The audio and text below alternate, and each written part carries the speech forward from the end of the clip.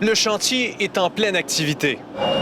Le paysage urbain du Grand Montréal est tranquillement en train de changer. Les premiers rails ont récemment été installés sur la rive sud. La structure aérienne commence aussi à prendre forme. Le REM, c'est gros, un important projet de transport collectif en construction.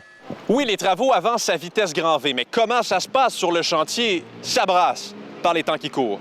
De notre part, on voit ça comme un geste clair d'intimidation. Michel Trépanier ne mâche pas ses mots. C'est la première fois qu'un donneur d'ouvrage congédie un représentant des travailleurs en santé et sécurité. Le président du plus important syndicat en construction en Amérique du Nord parle de Dolorimier-Lassalle, nouvellement désigné par le syndicat l'Inter, afin d'agir à titre de représentant à la santé et sécurité au chantier du REM. Notre représentant en prévention a fait une intervention, une observation au chantier du REM, c'est-à-dire à la station Canora ici présent, à laquelle il y avait des travailleurs qui étaient sous électrification de plus de 25 000 volts.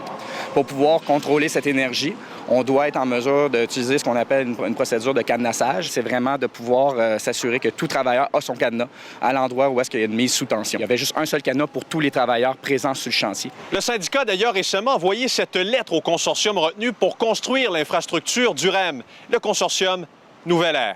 Document dans lequel il est écrit noir sur blanc que le Conseil provincial du Québec des métiers de la construction requiert l'annulation du congédiement de M. Lassalle et sa réintégration dans sa fonction à l'intérieur d'un délai de 24 heures. Il y a des recours légaux qui vont être entrepris. De son côté, la CNESST confirme avoir reçu des appels concernant ce dossier. On a été interpellés pour une situation relativement au contrôle des énergies. La commission prend très au sérieux cette intervention-là qui est demandée. Quant à Nouvelle Ère, il n'a pas voulu commenter cette situation en particulier, assurant que les travailleurs respectent les valeurs et la culture du consortium. Il prend aussi soin d'ajouter que le retour à la maison en santé de ses travailleurs est son objectif prioritaire. Andy, le ministre du Travail vient de réagir.